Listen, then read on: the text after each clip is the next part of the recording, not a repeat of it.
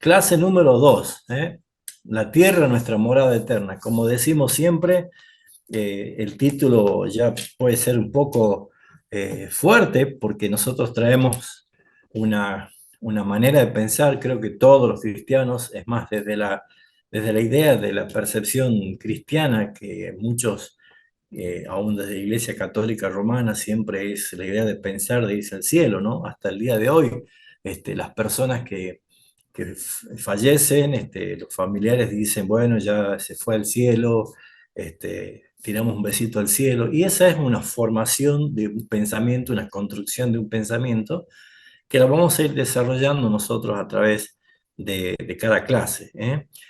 Y como hicimos la clase pasada, la primera clase, la introducción, que por cierto aquellos que se están sumando hoy y no lo vieron, para que no queden descolgados de lo que venimos enseñando, pueden ustedes también verla nuevamente desde sus casas y recordar algunos puntos, ¿no?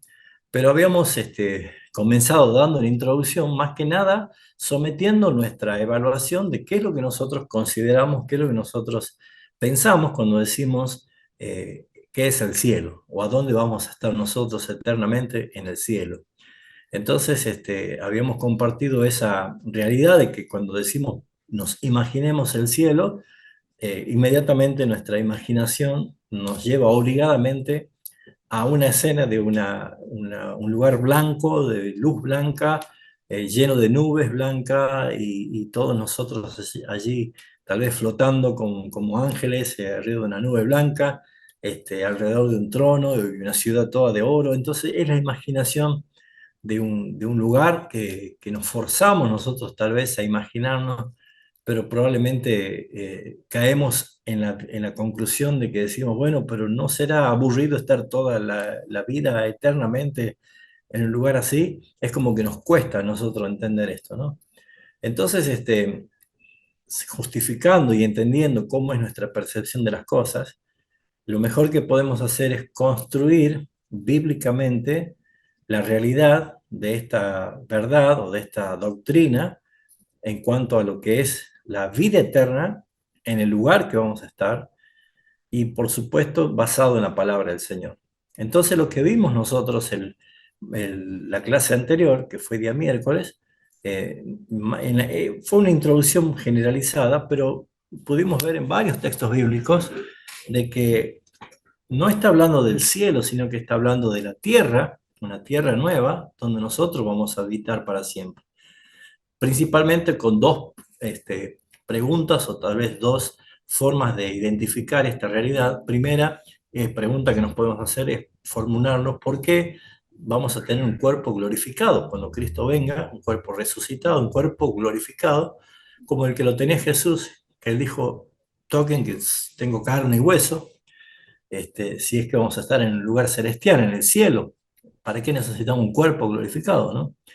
Y la segunda observación es, ¿por qué vamos a ver que hay una profecía y lo que se espera es que Dios pueda crear cielo nuevo y tierra nueva?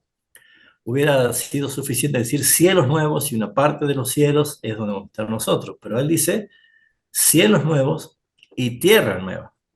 Entonces, ¿cuál es el sentido de la tierra nueva? ¿Quiénes van a habitar allí? Entonces, habíamos visto con varios textos bíblicos como fundamento en cuanto a lo que dice que nosotros vamos a heredar la tierra. Bienaventurados los mansos, porque ellos heredarán la tierra.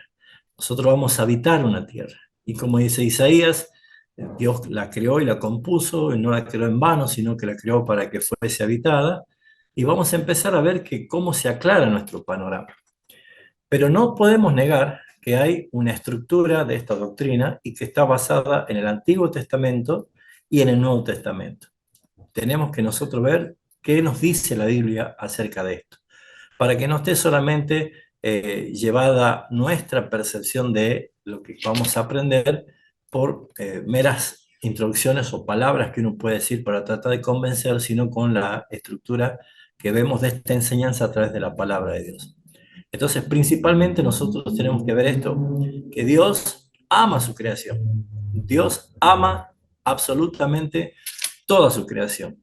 Si uno cree que toda la creación le pertenece a Dios, y nosotros decimos, sí, todo es de Él, pues Él ama, cuida y preserva todo lo que ha creado, y también, no solo eso, sino que ha prometido que va a haber una restauración, una renovación total, justamente porque está basada en su amor, el amor que Dios tiene. Entonces, no solamente la tierra, sino en los habitantes de esta tierra, que en este caso son todos los creyentes que han creído en el Evangelio de Jesucristo y que han sido transformados, regenerados, y van a poder vivir en esta tierra la cual Él ama, y Él ha puesto principalmente su deseo de que sea habitada y ocupada, y que podamos no solo habitar nosotros, sino que Él mismo prometió morar con nosotros para siempre. Entonces, eh, todo lo que nosotros tenemos que ver, que esta estructura de esta esperanza, de esta enseñanza, de que nuestra morada eterna va a ser en la tierra nueva donde nosotros vamos a habitar, está impregnado del amor de Dios. ¿Mm?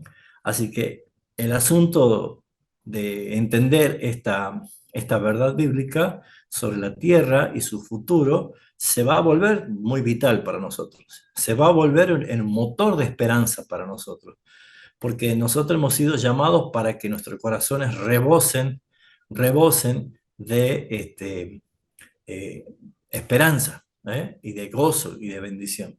Entonces, nuestra esperanza y nuestra expectativa futura ya va a cambiar. Ya no va a ser igual como tratar de imaginarme yo un lugar lleno de nubes, como ya es tener una expectativa mucho más de lo que nosotros conocemos.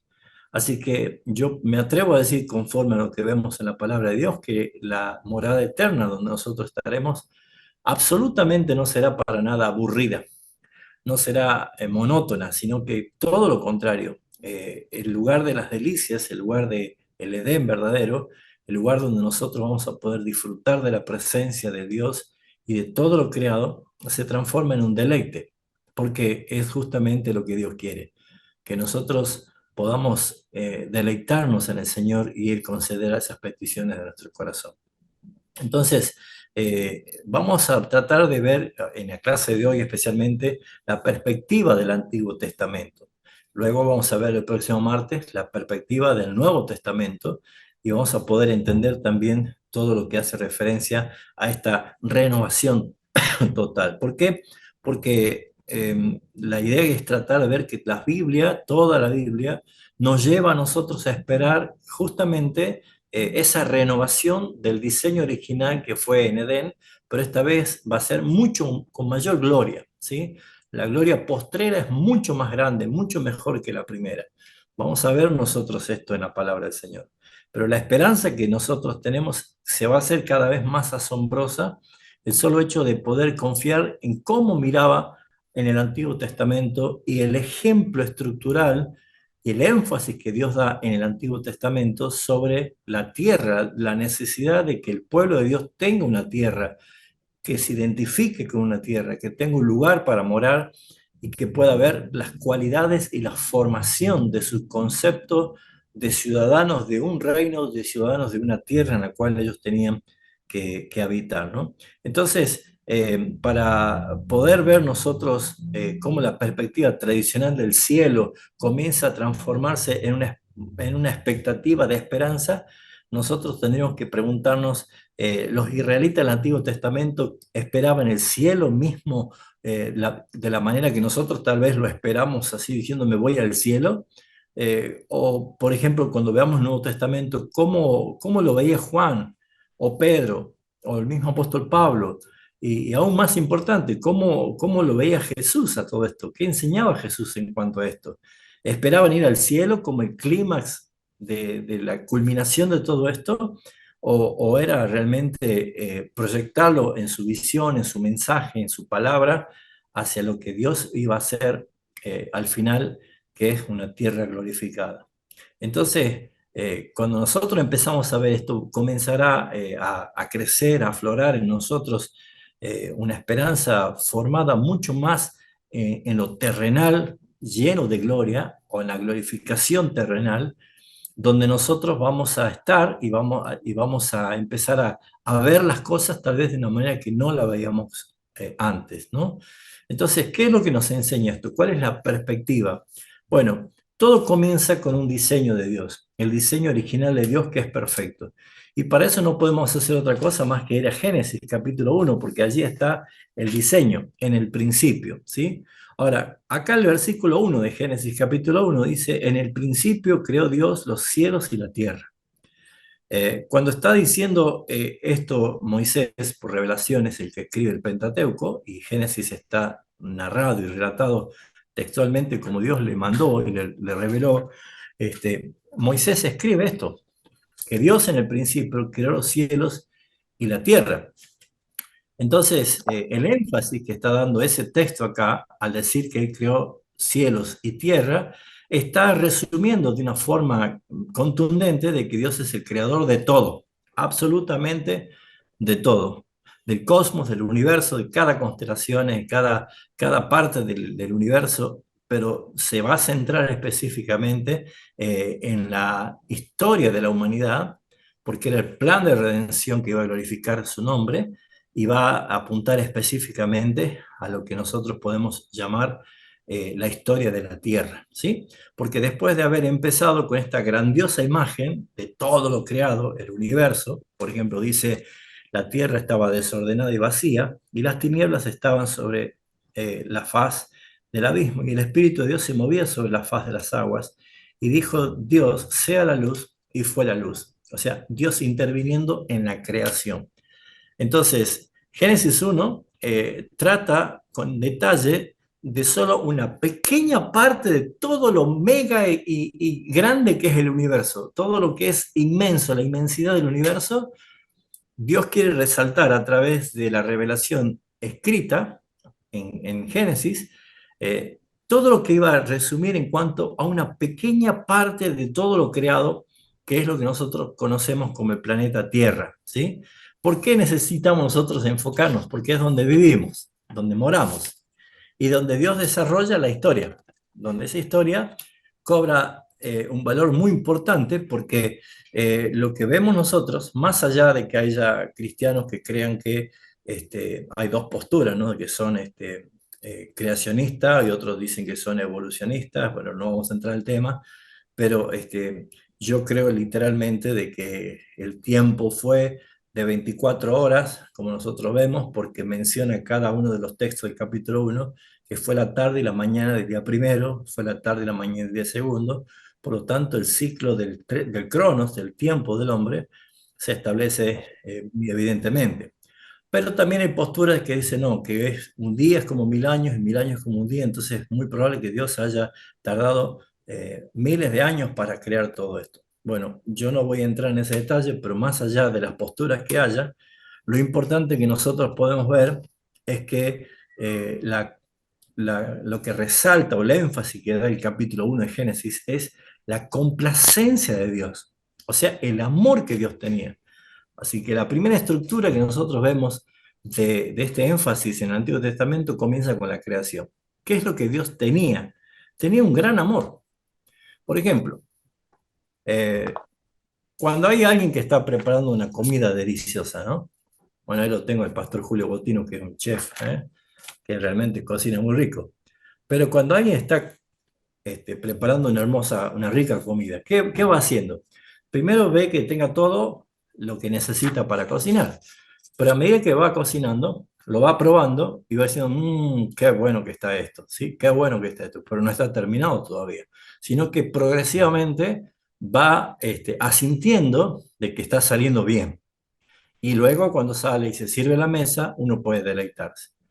Lo mismo pasa cuando hay tal vez una modista que está trabajando y haciendo un hermoso vestido de fiesta, ¿no? Y va a comenzar con el corte del molde y luego va a seguir en cuanto al corte de las telas y luego va a empezar a marcar con las tizas y luego va a hacer, creo que se llama hilvanado, el que va poniendo el hilo y va haciendo todo lo que es la parte lateral, donde va a ir la costura futura y luego, o sea, y cada vez que va haciendo ese proceso va diciendo, esto va bien, esto va bien. Bueno, el deleite de Dios está claramente revelado en la creación. Porque si ustedes toman detalle, la complacencia de Dios en su obra está enfatizada en cada vez que Dios vio Dios que era bueno lo que él había hecho. Vio Dios que era bueno. O sea, Dios se deleita en la creación. Dios se deleitó en cada cosa. Dice el versículo 4 y vio Dios que la luz era buena, ¿no es cierto? Y comienza el desarrollo de todo lo que en su creación empieza a decir. Y luego dijo Dios, haya expansión en los cielos, las aguas, separe las aguas de las aguas, e hizo Dios expansión, separó las aguas que estaban debajo de la expansión y las aguas que estaban sobre la expansión, y fue así. O sea, empieza a describir cada cosa. Pero, por ejemplo, el versículo 12 al final dice, después que vio la hierba crecer, las semillas que estaban dentro de la hierba y los árboles que tenían fruto, cuya semilla estaba lista para germinar nuevamente, Dios vuelve a decir, esto es bueno. O sea, Dios se deleitaba en la creación. Esto es maravilloso. Esto realmente es bueno. Luego del versículo 17, después que ya va a hacer las grandes lumbreras, el sol, la luna, las estrellas, y empieza a trabajar sobre el cosmos, al final del versículo 18 dice, y vio Dios que era bueno.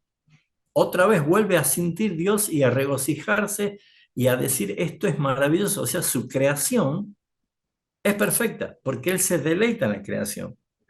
Luego vemos nosotros cuando habla del versículo 20 al 21 de los monstruos marinos, los peces, cuando empezamos a ver, incluso ver las aves que vuelan en los aires, empieza a crear las aves y toda la especie, culmina diciendo Dios de otra expresión de regocijo y vio Dios que era bueno. Entonces todo esto concluye con la creación del hombre y haciendo claramente, después de la creación de los animales por su género, vuelve a ser la expresión que era bueno.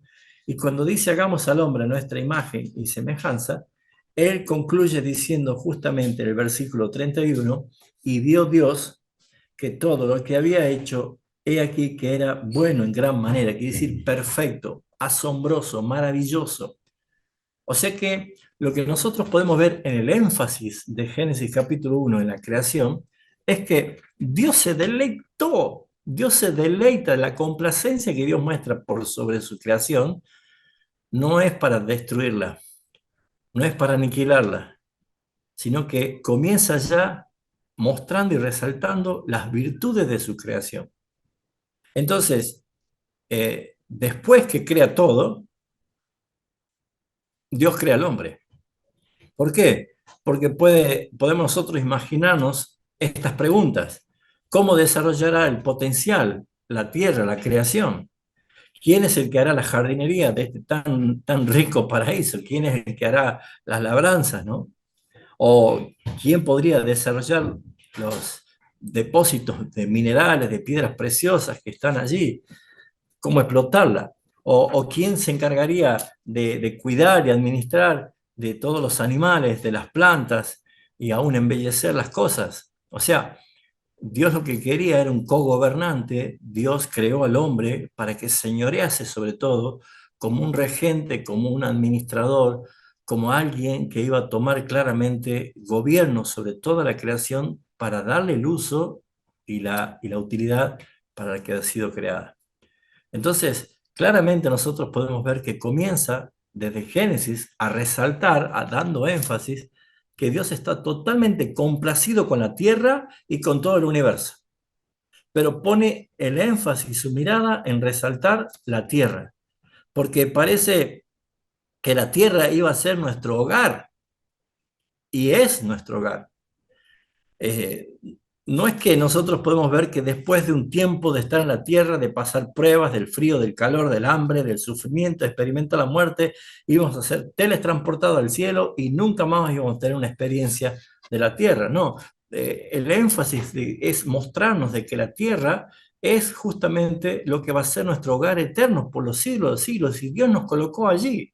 Dios hizo nacer al hombre allí para que donde nosotros estemos es el lugar donde nos pertenece, donde nosotros nos identificamos. Los 14 componentes que tiene la Tierra lo tiene el ser humano biológicamente en su naturaleza.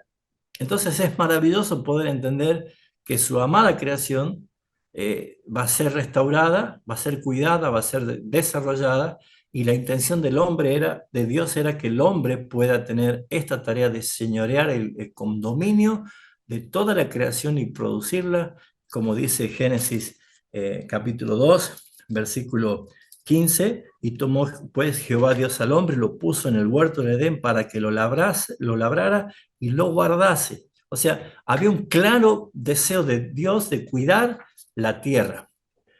Pero ¿qué pasó? Segundo punto. Primero la creación. Segundo punto, la rebelión de los trabajadores, o sea, la caída. ¿Qué pasó con esto? Llegamos al capítulo 3, ¿sí? Esa maravillosa imagen de Dios y el hombre trabajando en sociedad, en esta creación perfecta, llena de dádivas y llena de bendiciones, de pronto entra en escena lo que se conoce como la caída de la raza humana, esa caída del hombre, Adán, porque depositó no su confianza y su sabiduría en Dios, sino en sí mismo. Y lo que nosotros vemos es que esta sociedad es rota, se produce una división, se produce una separación, y esto lo que vemos nosotros es que el carácter judicial, santo, justo y piadoso de Dios llevó adelante la ejecución de ese plan y la ejecución de ese juicio de separar al hombre del Edén, de expulsarlo, de quitarle los méritos del Señor, de gobernante de la tierra, y lo puso bajo sometimiento justamente de vivir y trabajar y de padecer incluso la muerte por causa de su pecado. Por eso es que desobedeció una de las muy pocas leyes que tenía Adán y no las acató, sino que esa desobediencia fracturó esa vital relación que tenía Dios y su creación. Entonces, la raza humana quedó bajo el juicio de Dios, condenados en Adán, todos condenados, y por supuesto cuando dice el capítulo 3 de Génesis, y echó, versículo 24, 23, y lo sacó del huerto del Edén para que labrase la tierra de donde fue tomado, y echó pues fuera al hombre y puso al oriente del huerto de un querubín con una espada encendida que se revolvía por todos lados para guardar el camino de la vida del árbol de la vida. Es una triste realidad, pero acá vemos nosotros lo que podríamos conocer, esa caída o esa tierra arruinada, la creación sujeta a iniquidad, a algo inútil, a algo vano, a vanidad, a inservible, y todo lo que nosotros podemos ver es que lo que había sido tal vez lo más hermoso terminó siendo una triste realidad, ¿no? Entonces, ¿cuál es el plan de Dios? Dios no se quedó cruzado de brazos, tampoco Dios tenía un plan B porque en su decreto todo lo planificó de lo que iba a suceder, sino que ahora vemos nosotros que después de esa caída Dios condena a la creación y estas son las consecuencias del pecado. Por eso es que nosotros vamos a ver que el dolor que causó esto en el corazón de Dios lo expresa en Génesis capítulo 6, versículos 5 y 7, cuando dice, al ver el Señor que la maldad de los hombres, del ser humano en la tierra era muy grande, y todos sus pensamientos tenían siempre hacia el mal, se arrepintió de haber hecho el ser humano en la tierra y le dolió en su corazón. Entonces dijo, voy a borrar de la tierra todo ser humano que he creado, y lo haré, y haré lo mismo con los animales, con los reptiles, con las aves del cielo, pues me arrepiento de haberlos creado. Qué versículo tan lleno de tristeza que tiene esa expresión, ¿no? Porque el dolor de esa hermosa tierra que fue explotada, amenazada por la raza humana, que fue destruida por causa del pecado, Dios lo expresa así, ¿no? Entonces podemos ver claramente que en Génesis capítulo 6, versículo 13, Dios dicta sentencia y dice, dijo Dios, he decidido acabar con toda la gente, pues a causa de ella la tierra está llena de violencia, así que voy a destruir la gente juntamente con la tierra, ¿no? Esta es la historia de donde nosotros provenimos, de donde nosotros pertenecemos. Una, una, una condenación de todo lo que nosotros podemos ver de la tierra, de la creación sujeta a la condenación por causa de la iniquidad y la maldad del hombre.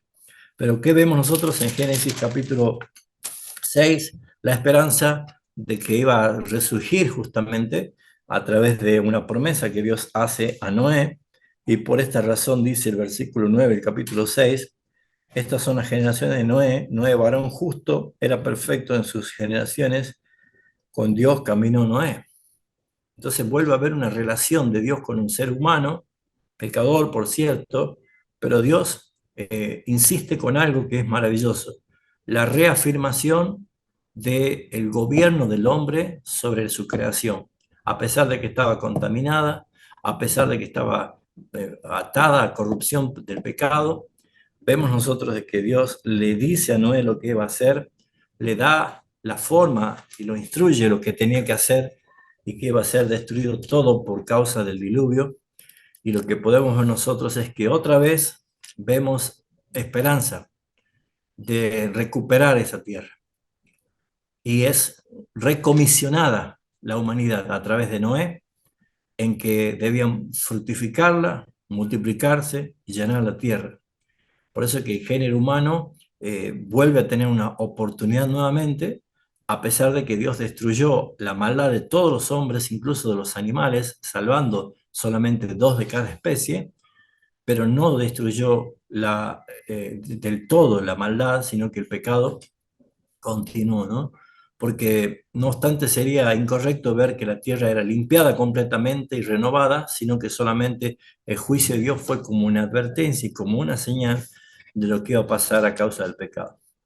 Entonces lo que vemos nosotros acá es la estructura de lo que el Antiguo Testamento nos va llevando a ver, que Dios tiene claramente un diseño sobre la tierra y sobre su creación, que no la va a desechar, que no la va a destruir, y que no vamos a ser teletransportados a una nube blanca cuando Dios ya prometió en su palabra y diciendo que Él va a crear tierra nueva, llena de gloria. Entonces, ¿cómo comienza después desde el diluvio? ¿Sí? Una vez que la humanidad es gobernada nuevamente por el hombre, en este caso Noé, y vemos nosotros que Dios hace un pacto con Noé diciendo que no va a destruir la tierra, que no va a volver a hacerlo por medio del diluvio. Dios pone claramente esta señal del arco iris como un pacto, diciendo que no lo iba a hacer de nuevo. Y podemos decir nosotros que en ese momento la humanidad fue salvada, pero no estaba limpiada del pecado. Todo esto apunta justamente a Cristo como el único redentor. Pero vemos otro punto más, ¿sí? El punto 1 era en la creación, el número 2 era la rebelión de los obreros, que es la caída. Número 3 es la creación condenada, que son las consecuencias del juicio. Ahora el número 4 es el nuevo jardín de Dios. Dios pone en marcha nuevamente el plan. Dios pone en marcha esto. Así que tristemente, pero inevitablemente, no pasó mucho tiempo después de lo que pasó con el diluvio, eh, de que el mal comience nuevamente a arruinar todas las cosas en el hombre, ¿no? A destruir la habilidad de la humanidad sobre la tierra y a dañar la creación. El hombre es el principal destructor de la creación. Y lo podemos ver y comprobarlo hoy en día a causa de todo lo que está pasando con desastres naturales por causa del hombre y del pecado, ¿no? Entonces, ¿qué haría Dios? ¿Qué es lo que va a hacer Dios? Un nuevo jardín de Dios, una nueva promesa de algo nuevo que Dios iba a hacer. ¿Cómo lo iba a hacer Dios? Ahora iba a instruir su siguiente fase del plan. Y la humanidad en general era incapaz de establecer su propio reino en su propia justicia en la tierra. Entonces Dios iba a crear justamente, a través de un grupo de personas en particular, una nueva relación íntima, y estas personas serían ahora ya con identidad de su nación especial y de su distintiva nación especial, el pueblo de Dios. Así se iba a llamar, el pueblo de Dios. Entonces, Dios necesita un punto de partida, y en el desarrollo del Génesis podemos ver nosotros que ese punto de partida comienza con la elección de un hombre para comenzar este proyecto de establecer claramente una nación santa en la tierra. Su nombre era Abraham, de Ur de los Caldeos. Y Dios le dijo en promesa a Abraham: haré de ti una nación grande y te bendeciré y haré te haré famoso tu nombre y serás una bendición, y por medio de ti serán benditas todas las familias de la tierra. Génesis capítulo 12, del 2 al 3. O sea, Dios claramente vuelve otra vez a mostrar su plan, continúa, su plan está en marcha y ahora lo está haciendo de una forma ya contundente, que era el pueblo de Dios y Abraham como padre de esa multitud que iban a nacer. O sea, Dios se le aparece a Abraham y le dijo, a tu descendencia daré esta tierra. ¿Cuál es la promesa? De que Dios lo iba a llevar a Abraham hasta Canaán, donde ellos iban a establecer allí, ellos iban a vivir allí, iban a desarrollar una mentalidad y una identidad de nación bajo un gobierno, bajo leyes, bajo regímenes claramente establecidos para sus parcelas, para las familias, para la convivencia, leyes que iban a ser sanitarias, civiles, religiosas. Entonces Dios ponía todos los parámetros para que el pueblo de Dios pudiese tener identidad de un lugar donde iba a vivir. O sea, fíjate que el pueblo de Dios necesitaba una tierra donde pudiera claramente desarrollar su destino de esa nación santa. Entonces, como los días de Noé, Dios pudo haber tal vez desmaterializado después de que hizo el juicio del diluvio, Dios podría haber desmaterializado a la raza humana y no prometerle una tierra, sino prometerle un cielo. Ahora ya no van a vivir en tierra, ya pronto se van a ir a un cielo a vivir. Pero sin embargo, Dios continúa insistiendo de lo que él iba a hacer era darle una tierra nueva, donde ellos iban a poder estar, iban a desarrollar y se iban a establecer más que nada. Entonces, lo que vemos nosotros es que con el correr de la historia, todos podemos ver lo que pasó con la historia de Abraham, que Dios le vuelve a ratificar su promesa, que el Dios pacta y jura por sí mismo de que lo iba a hacer y que no iba a ser tomado por mentiroso, sino que él lo iba a hacer realmente. Lo hace ver las estrellas, lo hace ver la arena del mar, y le dice que así va a ser la descendencia. Por lo tanto, Dios estaba claramente identificado con su creación y quería poner la regencia del hombre como los gobernantes de la tierra donde él lo iba a poner a ellos, ¿no? Entonces, Dios le empieza a dar leyes, le pone muchas leyes. A través de Moisés, Dios le empieza a hablar y le empieza a decir cómo el pueblo se iba a relacionar con él y cómo el pueblo iba a tener que regirse bajo parámetros claros de convivencia. Porque la tierra donde Dios lo iba a introducir debían estar bajo gobierno, debían estar bajo reglas y leyes, las cuales permitan la convivencia, le permita y le otorgue seguridad, le otorgue protección de los invasores, de los enemigos, y que ellos puedan también desarrollar su vida como una nación. Por eso en Deuteronomio 22:8 Dios le dice, cuando edifiques una casa nueva, construyas una baranda alrededor de tu azotea, no sea que alguien caiga allí. Está hablando de una relación social, que está hablando, que está poniendo en advertencia. O como Deuteronomio 22:1 dice, si ves a un buey o una oveja de tu hermano que se ha extraviado, no te hagas el desentendido, sino que ve y busca al animal perdido. O sea, ¿qué está haciendo? Está mostrando cómo deben relacionarse, pero siempre hablando de la protección del lugar donde Dios le había dado para que ellos pudieran vivir. Entonces, había el área muy clara en cuanto a las leyes dadas a Israel que cubrían eh, todo lo que Dios quería expresar, la conducta que iban a tener ellos como ciudadanos de esa nación o de esa tierra, que era la tierra prometida, la tierra de Canaán. Así que Dios le instruyó los límites para el pueblo, eh, eran 12 tribus, cómo se iban a distribuir, cómo se iban a organizar, cuáles eran las características de cada uno, qué es lo que iban a producir en el campo, en la hacienda, en la ganadería, en la agricultura, en las edificaciones, en qué parte eran cada uno buenos, en qué tenían destreza, en qué tenían habilidades.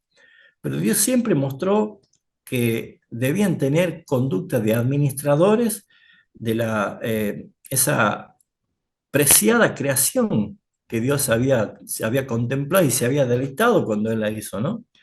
Entonces, claramente esto reflejaba un interés en todo, reino animal, reino vegetal, de todo, todo.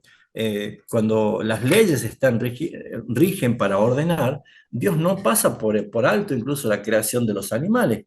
Cuando hasta hay leyes en Deuteronomio que dice, Si vas caminando y encuentras un nido de ave que está en el suelo y está su mamá con sus polluelos tapándolo, dice, no, no lo deseches, no la saque a la mamá solamente, sino devuelva, déjala libre a la mamá y podés tomar de sus polluelos para comer, pero dejarla libre a la mamá para que ella pueda volver otra vez a tener polluelos. O sea, Dios tiene esos detalles de la creación misma, ¿no? De cada cosa. Aún en Levítico, nosotros podemos ver en Levítico 25 que Dios dice, hay que hacerla descansar la tierra después de tanto tiempo, hay que dejarle un año de gracia, que la tierra pueda volver a ser fuerte, hay que regarla, hay que abonarla, hacer barbecho, todo para que vuelva a tener fuerza. O sea, Dios siempre estaba muy pendiente de las cosas de su creación, del reino animal, del reino vegetal, de la atmósfera, de todas las cosas, la tierra misma. Dios le ponía al hombre leyes para que no se olviden de que esa creación es la que él dijo, esto es bueno en gran manera, pero que ahora estaba sujetada a vanidad, ahora estaba sujetada a corrupción. Entonces, yo no sé si usted, hermano, lo va viendo y lo va entendiendo como yo, en forma de rompecabezas, de a poquito vamos avanzando, de que planteándonos en la estructura del Antiguo Testamento, Dios nunca está haciendo ninguna insinuación de que vamos a estar arriba en la nube blanca tocando el arpa, sino que ya vemos nosotros de que está Dios siempre resaltando y poniendo énfasis en el cuidado de su creación, en la protección de su creación, en la administración de su creación. Por lo tanto, mis hermanos, va a comenzar a tener mucho más sentido y va a traer mucha más esperanza cuando nosotros digamos la verdad, es que lo que nos espera a nosotros es una tierra nueva, es una tierra glorificada. Esta tierra, este planeta Tierra, totalmente renovado por la gloria misma de Dios para que sea nuestra habitación, para que sea nuestra casa. No nos apuremos. Yo sé que empiezan a surgir millones de preguntas sobre esto, pero vamos a ir de a poco. Ahora estamos viendo la estructura del Antiguo Testamento. Entonces, el otro punto es, ¿qué es lo que hace una nación? Y acá hablamos de identidad. O sea, no se puede sobreestimar la importancia para el pueblo de Israel de tener claramente una parcela, una tierra, de ser el pueblo de Dios y que Dios mismo la custodiaba, Dios mismo la protegía y que ellos también tenían que tener en cuenta que debían cumplir con ciertos requisitos, especialmente para que Dios no quite ese cuidado. Nosotros podemos ver tristemente en el libro de los jueces un ciclo de pecado y de caída y de liberación y que Dios volvía a levantar a un juez para libertarlos, pero era un ciclo pecaminoso, ¿no? Porque cada vez que hacían lo malo ante los ojos de Dios, entonces la consecuencia era que venían invasores y lo oprimían y los mataban y los llevaban cautivos hasta que Dios levantaba un libertador, que era un juez, y que lo podía traer de nuevo otra vez a libertad. Y el pueblo se comprometía, se consagraba, pero al poco tiempo volvía otra vez a caer. Entonces, ¿qué es lo que nosotros debemos ver? Es la necesidad de ver la identidad de nación. El pueblo de Israel, estoy hablando del Antiguo Testamento, había desarrollado claramente un componente cultural de lo que era una nación. Ellos sabían muy bien de que eran el pueblo de Dios y por eso eran atacados por todos los pueblos. Todos los tenían de enemigos. Entonces Dios le había dicho a Abraham y le había traído promesas a Abraham, diciéndole, a ti te daré y a tu descendencia esta tierra, la tierra en la cual ellos iban a poder establecerse. O sea, el tema principal de esta gran historia del Pentateuco y los libros de Josué y de jueces incluso, hasta incluso las partes donde David hace mención en cuanto a esta realidad de la tierra de Canaán, es que justamente estaba impregnada de las promesas y las posesiones que Dios había dado sobre esta tierra, y por eso es que ellos debían establecerse y debían cuidarla, como vemos que está pasando hasta el día de hoy, por eso está en conflicto por la tierra, por el lugar, su posesión. Pero es tan importante ver justamente la pertenencia, el sentido de pertenencia de una nación, que cuando ellos fueron llevados cautivos, ¿se acuerdan del Salmo 134? Y ellos decían, ¿cómo pretendes que cantemos nosotros estando lejos de Jerusalén? Estaban cautivos en Babilonia, hacían nuestras arpas, nuestros instrumentos están colgados en los árboles y tú nos pides que cantemos. sentados a la orilla de los ríos de Babilonia, ellos lloraban porque ellos necesitaban, suspiraban, decían, ¿cuándo volveremos a nuestra tierra? ¿Cuándo volveremos? O sea, nunca en el Antiguo Testamento el pensamiento de ningún israelita, ningún judío, si ellos tenían concebido de que, ah, qué lindo sería que nos vayamos al cielo, ¿sí? Ellos siempre estaban apuntando a su parcela, a su lugar. Entonces, otra vez vuelvo a decir, estoy hablando de la estructura del Antiguo Testamento.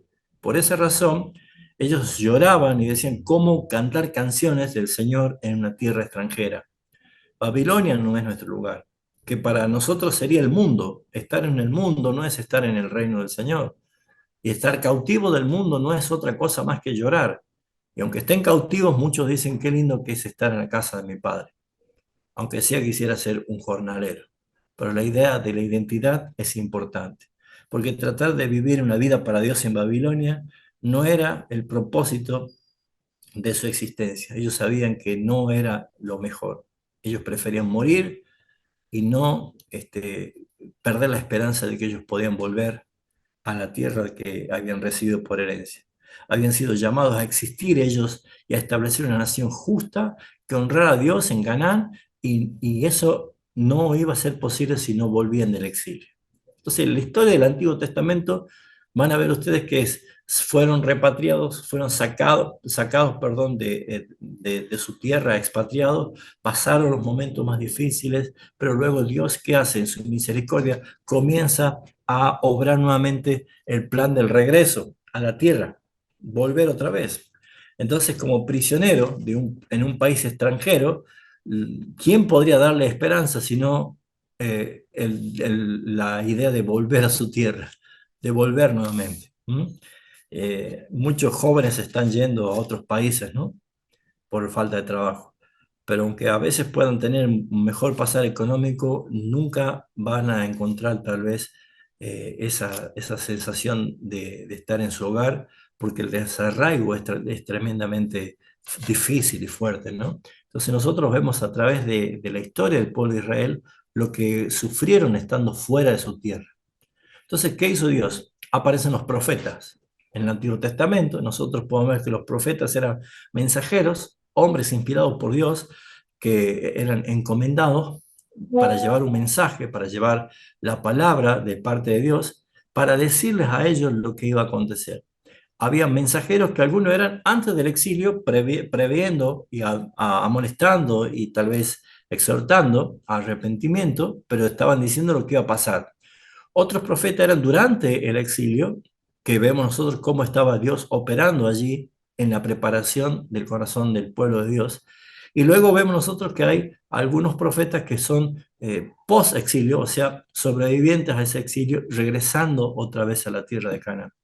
Entonces, ¿qué es lo que vemos nosotros? Es que, sin embargo, Dios quería mostrar la necesidad de tener esa identidad de casa, de esa necesidad de hogar, esa necesidad de nación. Entonces, nunca vemos nosotros un énfasis en el Antiguo Testamento en cuanto a que se pueda crear mayor esperanza que esperar una tierra, nuestro hogar, nuestra casa. Entonces, todo esto tiene mucho que ver en la estructura del Antiguo Testamento en cuanto al tema, hacia dónde va todo esto, ¿no es cierto? Entonces el profeta Ezequiel es el que se encarga de dar mucho más detalles sobre esto, y obviamente que la profecía de Joel, que es la que termina recitando Pedro el día de Pentecostés, haciendo referencia, este es el cumplimiento de lo que está aconteciendo acá, estaba mostrando justamente lo que Dios había hecho, o había anunciado de lo que iba a pasar, que afectaba no solo a la liberación del pueblo, sino toda la creación, todo lo que era la comida, los campos, la lluvia tardía, el ganado, todo lo que iban a recibir ellos como recompensa, ¿sí?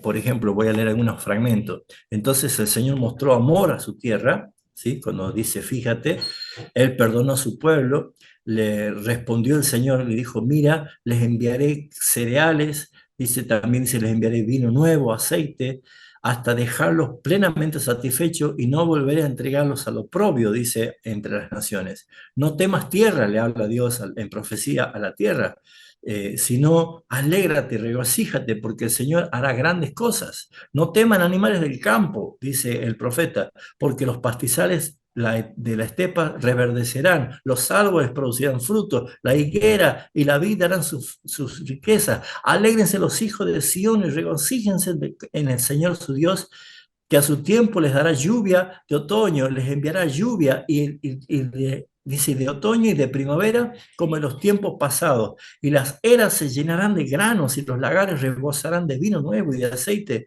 Y yo les compensaré a ustedes por todos estos años todo lo que devoró el gran ejército de langostas. O sea, ¿qué está diciendo Dios? Está profetizando de toda la creación. Animales, estén tranquilos, yo voy a restaurar a los árboles, al campo, a la tierra que necesita la lluvia, que se languidece, que se muere seca. Así que por medio de las palabras de Joel, Dios está prometiendo una futura reunión en la tierra a todos los animales, a las personas, a una relación armoniosa y fructífera. Qué bonito que es esto. O sea, tenemos en el Antiguo Testamento bases y estructuras muy claras para empezar a ver que en la tierra es un plan de Dios. Esta tierra está contaminada y que se está muriendo, languidece por el pecado, pero va a ser transformada, va a ser liberada.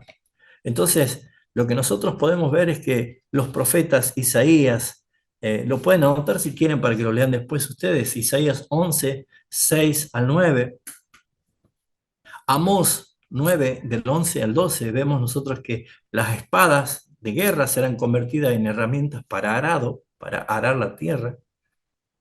Miqueas capítulo 3, perdón, 4, versículo 3 al 5, vemos que la tierra será fructífera, será llamada deseable. Malaquías 3, del 11 al 12, habla de la esperanza futura de Israel, era innegablemente apuntada hacia lo terrestre, a la tierra, el territorio. Su futuro estaba totalmente incuestionable, ligado al futuro de la creación que Dios iba a restaurar. Y claramente nosotros podemos ver que esto era una gran noticia para los que estaban sufriendo. Por lo tanto, si les hubiese preguntado a un israelita del Antiguo Testamento qué le deparaba para el futuro, ninguno le hubiera dicho un cielo lleno de nubes blancas tocando el arpa, sino que todo lo contrario, hablaría en términos físicos, terrenales, territoriales, donde estaba la esperanza, donde Dios habló por los profetas, donde Dios resaltó a través de todo lo que vemos en el Antiguo Testamento un énfasis estructural de que Dios ama su creación y a pesar de que esté enferma y desfalleciendo, la va a resucitar, la va a restaurar en gloria para que sea nuestra morada eterna. Entonces, para concluir y poder conectarnos con la clase que viene, ya cuál es la estructura del Nuevo Testamento, que enseña sobre la renovación de todas las cosas, nos tendríamos que preguntar entonces qué pasa en el cielo, ¿no es cierto? ¿Qué es lo que pasa con esto? O sea, fue un sistema de creencias que hemos abrazado. Yo por lo menos lo abracé tanto tiempo, pero como vuelvo a decirle, me costó y me costaba y me sigue costando imaginármelo. Por lo tanto, este sistema de creencia que a lo mejor estaba tan metido en nuestra manera de pensar, al empezar a estudiar la palabra de Dios y empezar a ver lo que realmente Dios nos está diciendo, comienza a crear esperanza. No sé si a ustedes les pasa cuando tienen un momento de tranquilidad y quieren despejar su cabeza. Ahora tenemos la posibilidad de poder poner en YouTube algunos paisajes bellos que uno puede ver en alta definición, con una música suave, y uno se pierde mirando esas bellezas, las montañas, los ríos, los mares. Y yo, wow, a mí me encanta distraer mi cabeza viendo todo eso, ¿no? Pero les puedo confesar que desde que aprendí esto no dejo de llorar y me corren las lágrimas por la cara cuando empiezo a ver eso y digo, Señor, pensar que lo que yo digo que esto es maravilloso está atado a la corrupción. Lo que será, las cosas que ojo no vio, ni oído yo, ni pensamiento que han subido a mente el hombre, la que tú tienes reservadas para mí, Señor. Es una manifestación preciosa de esperanza. Por eso es que cuando la cosa está tan mal, entonces, hermano, se está poniendo bueno. ¿Sí o no? Siempre dije esto, ¿no? Ay, Julio se ríe porque me escuchó decirlo varias veces. Esto está tan malo que se está poniendo bueno. Tiene que haber oscuridad para que aclare la mañana, hermanos. Nunca el diamante va a brillar tanto si no tiene un tapiz oscuro, un terciopelo negro debajo, ¿no? Que lo resalte. Y mis hermanos, sí, cada vez que vemos desesperanza, cada vez que vemos destrucción, cada vez que oímos de caos, cada vez que vemos que el mundo no tiene esperanza, quiere fabricarla virtualmente, quiere meterse en un mundo virtual para escaparse de la realidad, quiere meterse en las utopías de las cosas que supuestamente hoy es inteligencia artificial. Hermanos, la misma palabra está diciendo, es artificial. Nosotros amamos la inteligencia y la sabiduría que viene de lo alto como un don de Dios, que nos hace ver las cosas que otros no las ven. Por eso, mis amados hermanos, las preguntas que pueden surgir es, ¿de dónde vino nuestra esperanza? ¿Será que Jesús se contradijo al Antiguo Testamento cuando la esperanza de la restauración de la creación era tan clara en todo el Antiguo Testamento, en todas las profecías? ¿Qué es lo que tendrá que decir Jesús en su ministerio? ¿Será que Jesús interpretó el lenguaje descriptivo de los profetas de una manera simbólica que nosotros tal vez no conocíamos? ¿Está el Antiguo Testamento solamente dando una descripción de una vaga realidad del cielo para que cuando vea a Jesús nos muestre el cielo es así? Lo que nosotros podemos ver claramente en la clase que viene es que hay muchas promesas en el Nuevo Testamento y por boca de nuestro Señor Jesucristo de que va a haber renovación de todas las cosas. Y Jesús concluye diciendo en Apocalipsis, dile, le dice a Juan, escribe estas palabras porque son fieles y porque son verdaderas. Y esas palabras son claras. He aquí, yo hago nuevas todas las cosas. Y en esa está nuestra esperanza. Jesús es el centro de la atención de toda la Biblia. Toda la escritura habla de él. Así que comencemos nosotros a llenarnos de esta esperanza, a buscar claramente en el Nuevo Testamento, en un análisis claro de la enseñanza de Jesús y de las cartas de los apóstoles, la esperanza tan grande que nosotros tenemos de que vamos a estar con Él para siempre en esta tierra glorificada, restaurada y totalmente traída en gloria para que nosotros habitemos con Él para siempre. Por eso quería llevarlos de a poquito. No quiero apurarme en los detalles porque vuelvo a decir, seguramente tendrán muchas preguntas por hacer, que surgen muchas preguntas, pero Dios es un Dios de planes. Dios no hace nada improvisado. Dios es un Dios que hace todas las cosas conforme a su decreto eterno. Él planificó y luego ejecutó. Por eso nosotros podemos estar, hermanos, confiados, seguros de que si Él lo dijo, lo hará. Y su palabra es muy clara en cuanto a esto. Así que la estructura del Antiguo Testamento es para ver la creación, que Dios se deleitó en cada cosa que creó. Su sonrisa era dibujada en su rostro cada vez que algo era hecho conforme a su palabra. Sea esto, y fue hecho. Y Él vio, era perfecto. En cada cosa que Él hizo, se deleitó. Pero el pecado no lo arruinó, sino que dio lugar a la esperanza de lo nuevo que va a hacer, de la restauración que Él iba a hacer, y para que nosotros podamos abrazar con esperanza lo que viene, mis hermanos. Así que tal vez hay muchas cosas que acá no tenemos, pero en Cristo lo tenemos todo. Así que viene nuestro día y en Él nos vamos a regocijar. Vamos a orar. Queremos darte la gloria, Padre Celestial. Queremos alabarte, gozarnos en tu palabra. ¿Cómo no vamos a perder muchas veces la fe o vamos a debilitar la fe si nosotros no vamos a tu palabra todos los días? Porque la fe viene por el oír y el oír por la palabra de Dios. Si yo cada día estoy viendo más en tu palabra lo que tú dices de mi porvenir, yo sé, Señor, que mi corazón va a rebosar de esperanza y no va a haber lugar para la angustia. No va a haber lugar para el llanto, la desesperanza o la aflicción o la sensación de perder el rumbo. Señor, afírmanos en tu fe, la fe preciosa que tú nos has regalado por gracia. Esa fe que es suficiente, que sea como un grano de mostaza para mover montañas. Así, Señor, es suficiente. Pero darnos, Señor, la posibilidad de poder regocijarnos por la fe como dice tu palabra, viendo lo que no se ve y teniendo convicción y certeza de lo que se espera, como sosteniéndonos, viendo lo invisible, como hizo Abraham, saludándolo aún estando desde la tierra prometida, mirando la patria celestial, saludándola, mirándola desde lejos y diciendo: yo espero una ciudad, una patria cuyo arquitecto y fundador es Dios, nuestra patria celestial, nuestro lugar. Gracias, Señor. Gracias, Padre, por los méritos que tiene tu palabra en transmitirnos la verdad y por tu Espíritu Santo que nos ayuda a entenderla. Bendice a mis hermanos.